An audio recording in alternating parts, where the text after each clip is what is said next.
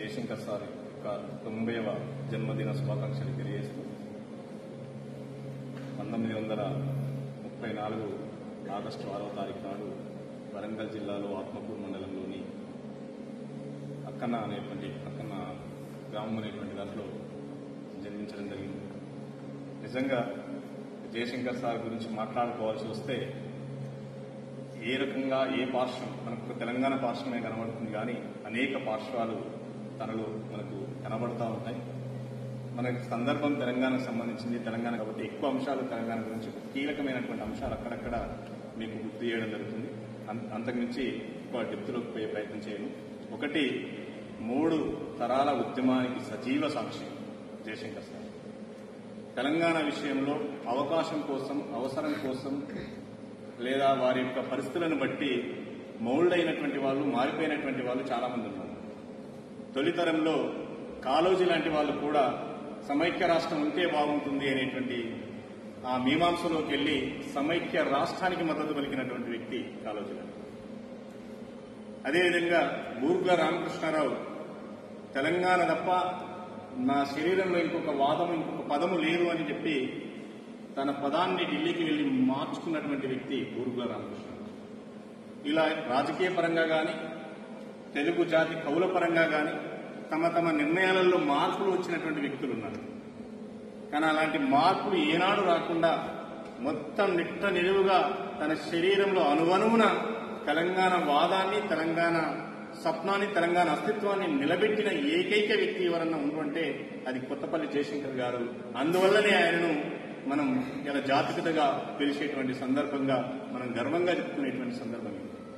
ఎందుకంటే మీలాగా విద్యార్థి దశలో, మీకంటే చిన్న స్థాయిలో ఉన్నప్పుడు ఒక చిన్న సందర్భం ఏంటంటే, హైదరాబాద్ సంస్థానం అనేటువంటిది ఒక దేశం, భారతదేశం అనేటువంటిది ఒక దేశం.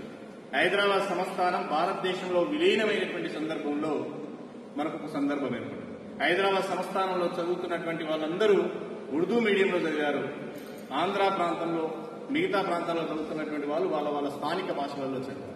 అంటే ముఖ్యంగా ఆంధ్ర ప్రాంతానికి చెందినటువంటి వాళ్ళు తెలుగు, ఇంగ్లీష్లో బ్రహ్మాండంగా చదివితే, మన హైదరాబాద్ సంస్థానం వాళ్ళు ఉర్దూ మీడియంలో చదివారు. హైదరాబాద్ సంస్థానం భారత్లో విలీనమైన సందర్భంలో తెలుగు వచ్చినటువంటి వాళ్ళకి, ఆంగ్లం వచ్చినటువంటి వాళ్ళకి ఉద్యోగాలు ఇవ్వడం అనేటువంటిది ఒక ప్రక్రియ జరిగింది. ఎందుకంటే మొత్తం ఇక్కడ ఉన్నటువంటి మిలిటరీ పాలన కానీ, ఇక్కడ ఉన్నటువంటి పౌర ప్రభుత్వం కానీ, ఆ 2 ప్రభుత్వాల ఆధీనం అంతా కూడా సెంట్రల్ ఆధీనంలో ఉంది. సెంట్రల్తో సత్సంబంధాలు ఆంధ్ర వారికి ఉన్నాయి కనుక నెహ్రూ వారితో కానీ, వల్లభాయ్ పటేల్ లాంటి వారితో కానీ సన్నిహిత సంబంధాలు ఆంధ్ర వారికి ఉన్నాయి, మనకు మాత్రం లేవు. కనుక ఆ సన్నిహిత సంబంధాల వల్ల ఇక్కడ ఉన్నటువంటి ఉద్యోగాలు మొత్తం వారి పొందేటువంటి అవకాశం ఉంటుంది. సరే, ఉద్యోగాలు పొందారు కానీ పొందిన ఉద్యోగాలే కాకుండా ఇక్కడి ప్రాంతం యొక్క భాషను, ఇక్కడి ప్రాంతం యొక్క యాసను, ఇక్కడి ప్రాంతం యొక్క అస్తిత్వాన్ని అవహేళన చేస్తూ మాట్లాడినటువంటి సందర్భాలు అవిటి చూసి జీర్ణించుకోలేనటువంటి జయశంకర్ గారు ఆ రోజు మీలాగా ఒక 10-12 సంవత్సరాలలోనే ఆయనలో ఈ ఆలోచన వచ్చింది. మనకు తెలంగాణ ప్రత్యేక రాష్ట్రంగా ఉంటే తప్ప మనం భవిష్యత్తు బాగుండదు అనేటువంటి ఒక నిర్ణయానికి వచ్చి హైదరాబాద్ అనేటువంటి దాన్ని ఒక ప్రత్యేక రాష్ట్రంగా చూడాలనేటువంటి ప్రయత్నం. ఈ ప్రయత్నం, ఈ అనుభవాలను దృష్టిలో పెట్టుకునే మనకు 1948 తర్వాత ఫజల్ అలీ కమిటీ అనేటువంటిది మనకు 1955 ప్రాంతంలో మొత్తం భారతదేశం అంతా తిరిగి ఎన్ని రాష్ట్రాలుగా ఉండాలని చెప్పి తిరుగుతున్నటువంటి క్రమంలో హైదరాబాద్కు వచ్చినప్పుడు జయశంకర్ గారి టీం, ఆయన వయసు 17 సంవత్సరాల వయసు, ఆ 17 సంవత్సరాల వయసులో కొంత టీం కలిసి వెళ్లి ఫజల్ అలీ కమిషన్ కలిసింది. అంటే తెలంగాణ ప్రత్యేక రాష్ట్రంగా ఉండాలనేటువంటి వర్గం ఒకటైతే, తెలంగాణ సమైక్య రాష్ట్రంలో విలీనం కావాలనేటువంటి వర్గం ఇంకొక వర్గంగా 2 వర్గాలుగా ఆ రోజు చీలిపోయినది. ఈ సందర్భంలో జయశంకర్ సార్ గారు మరి ఫజల్ అలీ కమిషన్ కలిసినప్పుడు, ఫజల్ అలీ కమిషన్ చూస్తే చిన్నవాళ్ళలాగా ఉన్నావు, ఆ సారు చాలా హైట్ తక్కువగా ఉంటాడు, ఆ రోజు పర్సనాలిటీ కూడా తక్కువ, 17 ఏళ్ల వాడిని చూస్తే చాలా పిల్లవాళ్ళలాగా కనబడుతుంటాడు, నీకేం అవసరం ఆయన, నీకు తెలంగాణ వస్తే నీకేం ప్రయోజనము, నువ్వెందుకు పట్టుకొని వచ్చావు అంటే, లేదు సార్, మా అస్తిత్వం, మా ఉద్యోగాలు, మా వ్యక్తిత్వం అనేటువంటిది నిలబడాలి అంటే తప్పనిసరిగా తెలంగాణ అనేటువంటి ప్రత్యేక రాష్ట్రంగా ఉండాలి, అది మీరు ప్రత్యేక రాష్ట్రం వైపే మీ ప్రతిపాదనలు, సిఫారసులు అనేటువంటి రాయండి అని చెప్పి ఒక ఇచ్చింది.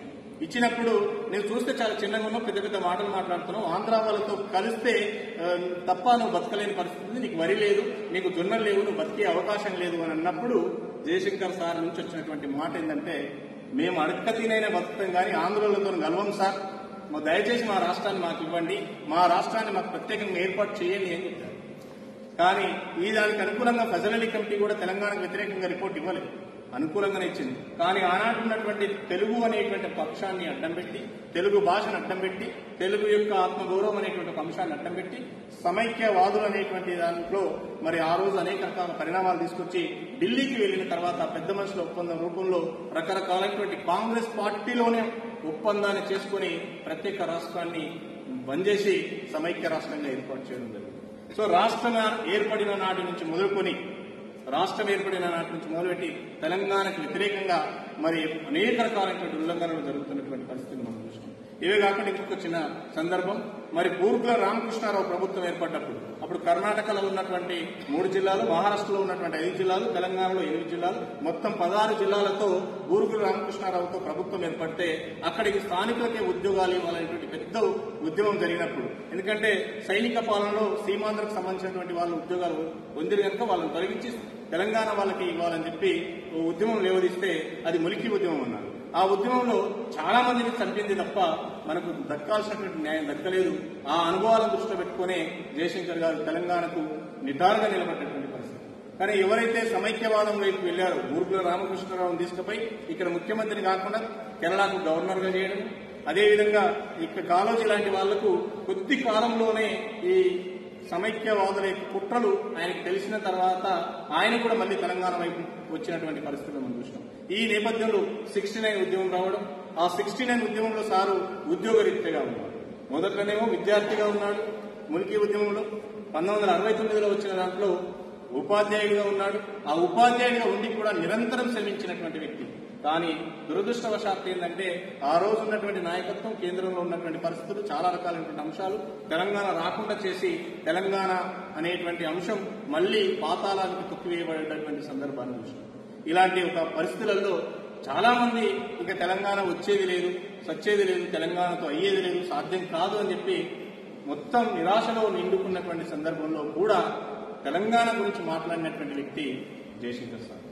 అదేవిధంగా 69 అనుభవాన్ని దృష్టిలో పెట్టుకుని ఆయన వ్యాసాలు రాయడం, లెక్కలు తీయడం, ఆయన ఒక పుస్తకం రాసిండు, తెలంగాణ రాష్ట్రం ఒక డిమాండ్. వీలైతే పుస్తకం చదవండి, చాలా చిన్న పుస్తకం, 100 పేజీల వరకే ఉంటుంది, చాలా చిన్న పుస్తకం.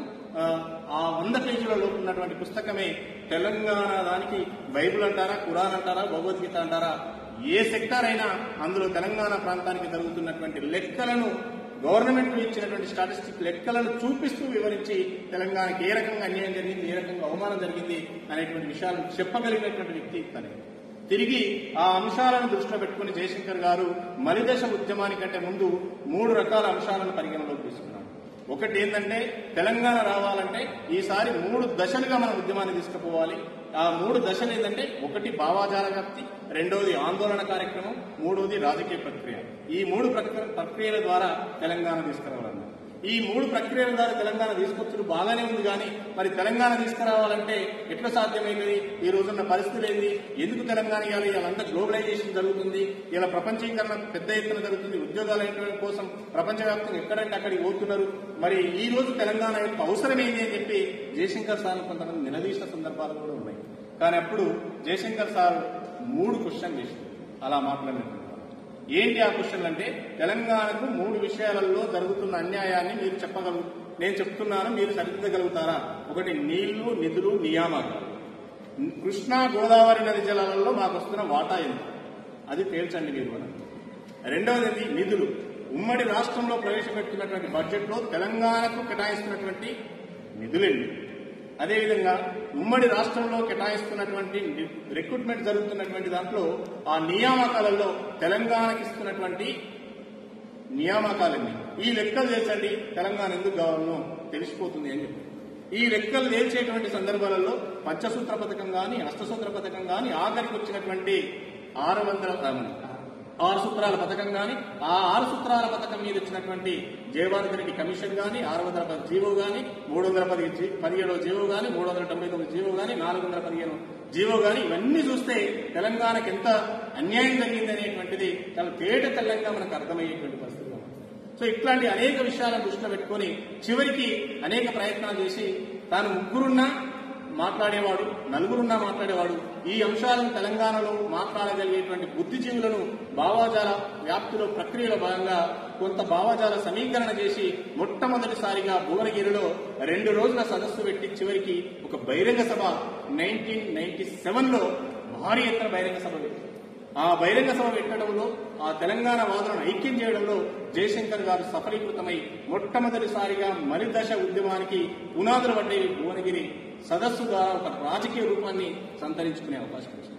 ఈ తరుణంలో ఇంద్రారెడ్డి లాంటి వాళ్ళు జై తెలంగాణ పార్టీని పెట్టి తెలంగాణ గురించి మాట్లాడే ప్రయత్నం చేసినప్పుడు కూడా తనకు సంపూర్ణ సహకారం అందించిండు. కానీ తన అవకాశవాదం కోసం మళ్లీ తిరిగి తన పార్టీని రాజశేఖర రెడ్డి నాయకత్వంలో ఉన్నటువంటి కాంగ్రెస్ పార్టీలో తన పార్టీని విలీనం చేసిండు. ఇలా అనేక ఇబ్బందులు కలిగినా కూడా ఎక్కడ కూడా మొక్కవని ధైర్యంతో తిరిగి అదే సంవత్సరం ఇంద్రారెడ్డి గారు ఆ ప్రయత్నం చేయగానే నేను వెంటనే ఉస్మానియా యూనివర్సిటీలో 2 రోజుల మళ్లీ సదస్సు పెట్టి ఆ రోజు ఉన్నటువంటి తెలంగాణ కోసం పనిచేసేటువంటి 28 సంఘాలను ఏకం చేసి తెలంగాణ ఐక్య వేదిక అనేటువంటి దాన్ని ఏర్పాటు చేసి దాన్ని ఒక స్టీరింగ్ కమిటీ లాగా ఏర్పాటు చేసి క్రియాశీలకమైనటువంటి పాత్ర పోషించినటువంటి వ్యక్తి కూడా జయశంకర్ సార్. ఆ ప్రయత్నం కూడా చేసిండు, కానీ ఆ ప్రయత్నం కూడా పూర్తి స్థాయిలో సఫలీకృతం కాలేదు. ఆ తర్వాత కాంగ్రెస్ లో కొంతమంది తెలంగాణ విషయంలో పదవులు రాలేదని చెప్పి అన్యాయం జరుగుతుందని తెలంగాణ వాదం లాంటి దాన్ని ఎత్తుకుంటే వాళ్ళ దగ్గరికి చిన్నారెడ్డి లాంటి వాళ్ళకి కావచ్చు, పైల్వాయి ఇంద్రకరణ్ రెడ్డి లాంటి వాళ్ళ దగ్గరికి, జానారెడ్డి లాంటి వాళ్ళ దగ్గరికి గడప తొక్కి తెలంగాణ గురించి మాట్లాడించేటువంటి ప్రయత్నం చేసినటువంటి వ్యక్తి కూడా జయశంకర్ సార్. చివరికి 2000 సంవత్సరంలో సోనియా గాంధీ హైదరాబాద్కు వచ్చినప్పుడు ఈ ఎమ్మెల్యేల యొక్క సహకారాన్ని తీసుకుని సోనియా గాంధీకి తెలంగాణ అవసరం ఏ విధంగా ఉంది, మీరు కాంగ్రెస్ పార్టీగా ఒక నిర్ణయం తీసుకోండి, ఇప్పుడు సంకీర్ణ రాజకీయాలు నడుస్తున్నాయి, ఈ సంకీర్ణ రాజకీయాలలో తెలంగాణలో ఉన్నటువంటి ఆనాడు ఉన్నటువంటి ఎంపీ సీట్లన్నీ కూడా మీకు వచ్చేటువంటి అవకాశం ఉంటుంది, దయచేసి మీరు తెలంగాణ గురించి ఆలోచించండి అని చెప్పి 42 మంది తెలంగాణ కాంగ్రెస్ ఎమ్మెల్యేలు ఉంటే 41 మంది ఎమ్మెల్యేలతో సంతకాలు పెట్టి సోనియా గాంధీకి వివరింపజేసి చివరికి సోనియా గాంధీ ద్వారా కూడా కాంగ్రెస్ పార్టీ నుంచి ఒక చర్చ తీసుకొచ్చేటువంటి ప్రయత్నం చేశారు. కానీ దురదృష్టం మళ్లీ రాజశేఖర రెడ్డి రూపంలో వచ్చింది కనుక మనకు ఆ తెలంగాణ వెలికిపోయినటువంటి పరిస్థితి. ఈ పరిస్థితుల నేపథ్యంలోనే కేసీఆర్ గారు విద్యుత్ బిల్లుల మీద బహిరంగ లేఖ రాయడంతో కేసీఆర్ గారి దగ్గరికి వెళ్లి చాలా రకాలైనటువంటి ప్రయత్నాలు చేసినటువంటి సందర్భం. చివరికి కేసీఆర్ ను మరి మంత్రివర్గం నుంచి బయటికి వచ్చే విధంగా, మరి టీడీపీ పార్టీ నుంచి బయటికి వచ్చే విధంగా, తనకున్న పదవులను త్యాగం చేసే విధంగా చేసి తాను ఒక శిష్యుడిగా తీర్చిదిద్ది మళ్లీ తెలంగాణకు ఒక బాణాన్ని అందించినటువంటి వ్యక్తి కూడా జయశంకర్ గారే. తనకు అనేక ఆటపోట్లు ఏర్పడి అనేక ఇబ్బందులు ఏర్పడినప్పుడు మళ్లీ తిరిగి తను నిలబెట్టినటువంటి వ్యక్తి కూడా జయశంకర్ సార్. ఈ నేపథ్యంలో టీఆర్ఎస్ పార్టీ రావడం, టీఆర్ఎస్ పార్టీకి అనేక సంఘాలు యొక్క మద్దతును కూడగట్టేటువంటి ప్రయత్నంలో సఫలీకృతమైనటువంటి వ్యక్తి కూడా జయశంకర్ సారే. చివరికి 2004లో తెలంగాణ విషయంలో కొంతమంది మేధావులు, కొంతమంది ఇంటెలెక్చువల్స్ అంతా టీఆర్ఎస్ పార్టీతో కలిసి పనిచేయలేక ఇబ్బంది ఉంటుంది అనేటువంటి సందర్భంలో మేధావులుగా కొంత తెలంగాణ విషయాల మీద అవగాహన కల్పించాలనేటువంటి ఉద్దేశంతోనే జయశంకర్ సారు మరి ఒక వేదికను ఏర్పాటు చేయాలన్నప్పుడు తెలంగాణ ఇంటెలెక్చువల్స్ ఫోరం ఏర్పాటు చేయాలని చాలా మంది ప్రపోజ్ చేశారు. అప్పుడు జయశంకర్ సార్ గారు నవ్వి ఆ మీటింగ్ లో ఒక మాట అన్నాడు. ఏమన్నాడంటే, ఇంటెలెక్చువల్ అని మేధావులమని మనకు మనంగా నిర్ణయించుకుంటే ఎవడన్నా నవ్వుతాడు, మేధావిని అవతలోడు గుర్తించాలి కానీ మనం గుర్తించకూడదు, పైగా తెలంగాణలో ఉన్నటువంటి మేధావుల సంఖ్య తక్కువగా ఉన్నది, మనము ఈ తక్కువ మందితో పనిచేస్తే ఉద్యమం అనేటువంటి సక్సెస్ కాదు, కాబట్టి తెలంగాణ విద్యావంతుల వేదిక పెడదామని చెప్పి తెలంగాణ విద్యావంతుల వేదికగా పెట్టి, అంటే చదువుకున్న ప్రతి ఒక్క బుద్ధిజీవి కూడా ఈ సంఘంలో సభ్యత్వం తీసుకునే విధంగా సకల జనులను సమీకరించేటువంటి ప్రయత్నం వస్తుంది. ప్రతి ఊరికి ఒక కార్యకర్త దొరుకుతాడు, ప్రతి ఊరికి భావాజాల వ్యాప్తి తీసుకువెళ్లేటువంటి ఒక వ్యక్తి దొరుకుతాడు అని చెప్పి ఆ విద్యావంతుల వేదికను ఏర్పాటు చేసి ఆ విద్యావంతుల వేదిక ద్వారా చాలా ప్రయత్నాలు కూడా జరిగాయి. ఇవి కాకుండా 2006వ సంవత్సరంలో టీఆర్ఎస్ పార్టీ కేంద్రంలో, రాష్ట్రంలో మంత్రివర్గంలో చేరింది, సరిగ్గా ఉద్యమంలో పనిచేయలేకపోతుంది, ప్రజలకు ఉద్యమానికి తర్వాత కేంద్ర ప్రభుత్వానికి మధ్యన గ్యాప్ వస్తుంది. దీన్ని పూడ్చే విధంగా తెలంగాణ వాదులను తెలంగాణ సంఘాలన్నింటినీ ఏకం చేయాలని చెప్పి తెలంగాణ ఐక్య కార్యాచరణ సంఘం అని పాషం యాదగిరి ఆధ్వర్యంలో అనే తెలంగాణలో ఉన్నటువంటి ప్రజా సంఘాలన్నింటినీ ఉద్యోగ సంఘాలన్నింటినీ ఏకం చేసి మరొక ప్రయోగం చేసిండు. ఆ ప్రయోగం కూడా కొంతవరకే పనిచేసి మళ్లీ సీమాంధ్రుల యొక్క కుట్రల వల్ల విఫలమైనటువంటి పరిస్థితి కనబడుతుంది. సో ఇలాంటి పరిస్థితుల నేపథ్యంలో చాలా రకాలైనటువంటి మార్పులు వచ్చినాయి. ఈ మార్పుల ఫలితంగా 2009 తర్వాత వచ్చినటువంటి పరిణామాల నేపథ్యంలో అనేక పరిణామాల నేపథ్యంలో తెలంగాణ అనేటువంటిది ఒక హైదరాబాద్ అనేటువంటి ఫ్రీ జోన్ అనేటువంటిది రావడం, సుప్రీంకోర్టు జడ్జిమెంట్ రావడం, ఆ ఫ్రీ జోన్ వివాదాన్ని మరి పెద్ద ఎత్తున పరిష్కరించలేనటువంటి పరిస్థితులకు రావడం, దాంతో కేసీఆర్ ఆమరణ నిరాదీక్ష పట్టడం మనందరికీ కళ్ళ ముందట కనబడినటువంటి అంశం. కేసీఆర్ గారు ఆమరణ నిరాదీక్ష బట్టి చివరికి 2వ రోజు నాడు నిమ్మరసం తాగినట్టు మనకు టీవీలలో కనిపించినటువంటి దృశ్యాలను మనం చూసినాం. ఆ సందర్భంగా సీమాంధ్ర మీడియా కానీ, సీమాంధ్ర నాయకత్వం కానీ, సీమాంధ్రలో ఉన్నటువంటి అన్ని వర్గాలు, పెట్టుబడిదారు వర్గం మొత్తం కూడా తెలంగాణ ఉద్యమం ఆగిపోయింది, కేసీఆర్ డోకా చేసిండు, మోసం చేసిండు అని చెప్పి పెద్ద పెద్ద బ్రేకింగ్ న్యూస్లలో ఇవ్వడం, చివరికి కేసీఆర్ మీదనే తిరుగుబాటు చేసేటువంటి స్థాయికి తీసుకొచ్చేటువంటి పరిస్థితులను మనం చూసినాం. ఆ సందర్భాలలో కేసీఆర్ ప్రెస్ లో మాట్లాడినా కూడా ఎవరు ఆయన మాటలు నమ్మలేదు. మళ్లీ తిరిగి జయశంకర్ సార్ గారికి వచ్చి ఆయన కఠోరమైన దీక్ష చేస్తున్నాడు. ఆయన దీక్షకు నేనే సాక్ష్యం. ఎక్కడ కూడా ఆయన ఆ ఉద్యమంలో వెనుకాడికి వేయలేదు. ఆయన దీక్ష కంటిన్యూగా కొనసాగుతుంది. ఎవరు ఆందోళన చెందాల్సిన అవసరం లేదు. తెలంగాణ వచ్చుడు, కేసీఆర్ వచ్చుడు అనేటువంటి మాట మీదనే కేసీఆర్ గారు నిలబడ్డారు అని చెప్పి ఆయన వచ్చి మీడియా ముందు చెప్తే తప్ప కేసీఆర్ దీక్ష నమ్మలేనటువంటి స్థితిలో ఉంది. అంటే తెలంగాణ సమాజానికి జయశంకర్ గారి పట్ల ఎంత నమ్మకం ఉందో, ఎంత నిబద్ధత ఉందో, ఎంత విశ్వాసం ఉందో మనకు ఆ సంఘటన మనకు గుర్తు చేస్తుంది. చివరికి ఉద్యమం తారాస్థాయికి చేరి ఎవరి చేతులలో లేకపోవడం, ఉస్మానియా యూనివర్సిటీ అనేటువంటిది మొత్తం చలో అసెంబ్లీ అనేటువంటి పిలిపి ఇవ్వడం, ఎక్కడ కూడా తెలంగాణలో ఉన్నటువంటి ప్రజాప్రతినిధులు బయట తిరగలేనటువంటి పరిస్థితి రావడం, కేంద్రం ఊపిరి సరపనటువంటి పరిస్థితి, పార్లమెంట్ బయట ఈ రకమైనటువంటి ఒత్తిడి పెరగడం మూలంగా ఆ రోజు ఉన్నటువంటి పరిణామాల నేపథ్యంలో చివరికి చిదంబరం గారే, మీరు ఒకటి మనం గమనించాలి, చిదంబరం గారే స్వయంగా జయశంకర్ గారికి ఫోన్ చేసి మరి ఏం చేస్తే ఉద్యమం విరమిస్తుందంటే మీరు తెలంగాణ ఇస్తున్నామని చెప్పి ప్రకటన ఇవ్వండి అని చెప్పి, అంటే మరి మేమేమిచ్చినా నంబర్ కనుక ఆ వాట్సాప్ లో మీరే రాయండి అని చెప్పి జయశంకర్ గారికి అవకాశం ఇచ్చారు.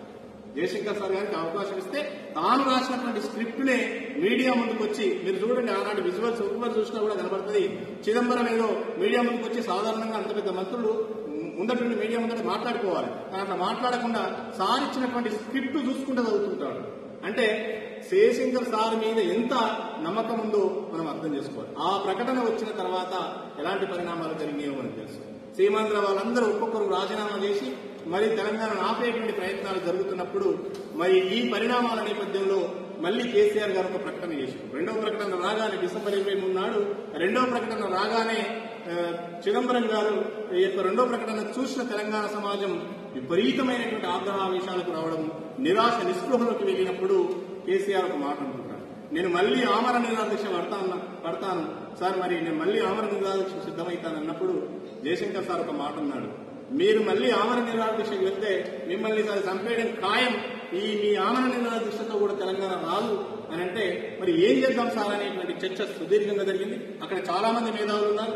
ఆ మేధావులు ఉన్నటువంటి సందర్భంలో సుదీర్ఘమైన చర్చ జరిగినప్పుడు ఏం చేద్దామంటే ఇప్పుడు ఉద్యమం నీ చేతుల్లో కాదు, రాజకీయాలకు అతీతంగా నడిపేయాల్సినటువంటి అవసరం ఉన్నది. ఆ రాజకీయాలకు అతీతంగా ఒక సంఘాన్ని ఏర్పాటు చేయాల్సినటువంటి అవసరం ఉందని చెప్పి ఆ రాజకీయాలకు అతీతమైనటువంటి వ్యక్తిని ఒక కన్వీనర్ గా పెట్టాలనేటువంటి నిర్ణయం తీసుకున్నప్పుడు ఆ నిర్ణయంలో భాగంగా జేఏసీ అనేటువంటిది ఏర్పాటు, దానికి ఎవరిని పెడితే బాగుంటుంది అనేటువంటి సార్నే మీరే జేఏసీ చైర్మన్ గా ఉంటే బాగుంటుంది అని చాలా మంది ఒత్తిడి తీసుకొచ్చినటువంటి సందర్భంలో జయశంకర్ సార్ ఒక మాట చెప్పాడు, నా వయోభార రీత్యా నాకున్నటువంటి ఆరోగ్య పరిస్థితుల రీత్యా నేను ఆ పదవికి సూటేబుల్ కాదు, దానికి ఎవరిని ఆలోచించకండి, ఒక కోదండు తప్ప ఇంకెవ్వరితో అది సాధ్యం కాదు, అది ఒక కోదండరాంతోనే సాధ్యమైతే ఆయన్నే చైర్మన్ గా పెట్టండి అని చెప్పి ఆయన నాయకత్వంలో జేఏసీ నడిపించాలని చెప్పారు. ఒకవేళ ఈ విషయంలో గనక జేఏసీ ఆధ్వర్యంలో అన్ని పార్టీలు కలిసి వచ్చి సక్సెస్ అయితే చొరవ తీసుకున్న పేరు నీకు వస్తుంది. ఒకవేళ సక్సెస్ కాకపోతే అన్ని పార్టీలను ఏ గ్రామంలో ఉన్నటువంటి విద్యావంతులు తెలంగాణ వాదులు ఆ గ్రామంలో ఆయా పార్టీల జెండాలను గద్దెలను భూస్థాపితం చేసి తెలంగాణ అంటున్నటువంటి మీ వెనుక నడిచేటువంటి అవకాశం ఉంటుంది. మీకు ఎటు పెట్టినా ప్రయోజనమే ఉంటుంది కనుక మీరు 2 వైపులు ఉన్న పదునైనటువంటి కత్తిలాగా పనిచేసే అవకాశం ఉంటుంది. ఈ అవకాశాన్ని మిస్ చేసుకోకుండా అని చెప్పి చెప్పడం వల్లనే కేసీఆర్ గారు జయశంకర్ సార్ నింబడబెట్టుకుని జానారెడ్డి గారిని కలవడం, ఆ తర్వాత జేఏసీ ఏర్పడడం, ఆ తర్వాత అనేక రకాలైనటువంటి ఉద్యమాలు జరిగినటువంటి సందర్భాన్ని మనం చూస్తాం. చివరికి ఆ ఉద్యమాల ఫలితంగా తెలంగాణ రావడం, సక్సెస్ కావడం చూస్తాం. కానీ దురదృష్టం ఏంటంటే తెలంగాణ వచ్చేటువంటి చివరి క్షణాలలో జయశంకర్ సార్ 2011 జూన్ 21వ తారీఖు నాడు చనిపోవడం నిజంగా బాధాకరం. ఆయన చివరి కళను చూడలేకపోయాడు. కానీ ఆయన బతికినప్పుడు ఒక మాట చెప్పారు. ఏం మాట చెప్పారంటే, ఇక తెలంగాణ ఆగదు, చిదంబరం ప్రకటన వచ్చిన తర్వాత తెలంగాణ ఆగడం అనేటువంటిది అసాధ్యము, అటు ఒడిసే సూర్యుడు ఇటు ఒడిసినా సరే కానీ ఇక తెలంగాణ ఆగదు అని చెప్పి ఆయన నిక్కచ్చిగా చెప్పిండు. ఆయన అన్నట్టుగానే తెలంగాణ ఇవ్వాల్సినటువంటి అనివార్యమైనటువంటి పరిస్థితి కాంగ్రెస్ పార్టీ ముందు కనబడింది. ఇలాంటి తెలంగాణ విషయంలో నిటారుగా నిలబడ్డటువంటి వ్యక్తి ఏకైక వ్యక్తి జయశంకర్ సార్ గారు. అదే మనం ఆయన ఒక తెలంగాణ విషయంలో చూస్తాం. ఇవే కాకుండా ఇంకా కొన్ని విషయాలను మనం చూడొచ్చు. తెలంగాణ కోసం పెళ్లి చేసుకోకుండా కుటుంబాన్ని వదులుకొని తెలంగాణనే నా కుటుంబం అని నిలబడ్డాడు కనుకనే ఆయన చనిపోయిన నాడు మరి 4 కోట్ల ప్రజలంతా కూడా టీవీలకు అతికపోయారు. వీలైనటువంటి లక్షలాది జనం ఆయన అంత్యక్రియలలో పాల్గొన్నటువంటి సందర్భాన్ని మనం చూస్తుంటాం. అంతటి ఆప్యాయత, అనురాగం ఏ పదవిలో ఉన్నటువంటి వాడికి, ఏ డబ్బులు ఉన్నటువంటి వాడికి కూడా దొరకదనుకుంటాను బహుశా. అట్లాంటి జన సంగ్రహాన్ని మనం ఆయన అంతిమ యాత్రలో మనం చూసినటువంటి సందర్భం. మరి పెళ్లి చేసుకోలేదు, కుటుంబానికి దూరంగా ఉన్నాడు, ఆయనకు ఆయన ఎన్నున్నాయి అని అనుకుంటాం. కానీ ఆయన ఒక అనాథను దత్తత తీసుకొని ఆ దత్తత తీసుకున్నటువంటి వ్యక్తికి బ్రహ్మం అనేటువంటి పేరు పెట్టి ఆ వ్యక్తికి కూడా పెళ్లి చేయాల్సినటువంటి ఆయన చదువులు, విద్యాబుద్ధులు అన్ని చెప్పి ఆయనకు పెళ్లి చేయాల్సినటువంటి సందర్భం వచ్చినప్పుడు మరొక అనాథను తీసుకొచ్చి ఆయనకు పెళ్లి చేసి తన వారసులుగా నిలబెట్టుకున్నటువంటి చరిత్ర కూడా జయశంకర్ సార్. జయశంకర్ సార్ ఎప్పుడు రాడికల్ రూపంలో, విప్లవాత్మకమైన రూపంలోనే కాకుండా ప్రజాస్వామ్య పంతాలో, పార్లమెంటరీ పంతాలో, రాజ్యాంగబద్దమైనటువంటి పద్ధతిలోనే మన ఉద్యమం ఉంటే సస్టైన్ అవుతుంది తప్ప ఇంకో పద్ధతిలో ఉంటే ఉద్యమం సక్సెస్ కాదు అని గాంధీ మార్గం, ప్రజాస్వామ్య పద్ధతి, ఆ రాజ్యాంగబద్దమైనటువంటి పాలనలోనే ఆ ఉద్యమాన్ని నిలబెట్టినటువంటి వ్యక్తి కూడా జయశంకర్ సార్ అనేటువంటి విషయాన్ని మనం గుర్తుంచుకోవాలి. ఇవే కాదు, సోనియా గాంధీ దేశంలో యూపీఏ గవర్నమెంట్ ఏర్పడిన తర్వాత 8 మందితో కూడినటువంటి ఒక సలహా మండలిని ఏర్పాటు చేసుకుంది. ఆ 8 మందిలో కూడా జయశంకర్ సార్ ఒకడు ఉన్నాడు అంటే మనం ఎంత గొప్ప విషయమో మనం ఆలోచించాలి. ఇదే కాదు, ఎమర్జెన్సీ టైంలో చాలా రకాల వ్యక్తుల మీద దాడులు చేశారు. ఫర్ ఎగ్జాంపుల్ వరవరరావు లాంటి వాళ్ళ మీద ఉద్యోగం తీసేసినప్పుడు కూడా చాలా తెలివిగా ప్రదర్శించి ఆ రోజు ఉన్నటువంటి ముఖ్యమంత్రితో సంతకం పెట్టించి ఆ ఎవరికి తెలియకుండానే మళ్లీ ఉద్యోగంలోకి తీసుకున్నటువంటి వ్యక్తి. ఒకవైపు నక్సలైట్లను కాపాడుకున్నాడు, ఇంకొక వైపు ప్రభుత్వ యంత్రాంగాన్ని కాపాడిండు. ఇలా అనేక కోణాలలో జయశంకర్ సార్ గారు అనేక రకాలైనటువంటి విషయాలలో కాపాడుతూ ముందుకు వెళ్తూ మనందరికీ అలా మార్గదర్శకంగా నిలబడ్డటువంటి వ్యక్తి జయశంకర్ సార్.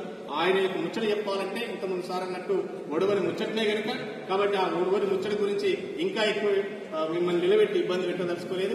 ఈ అవకాశం కల్పించిన మీ అందరికీ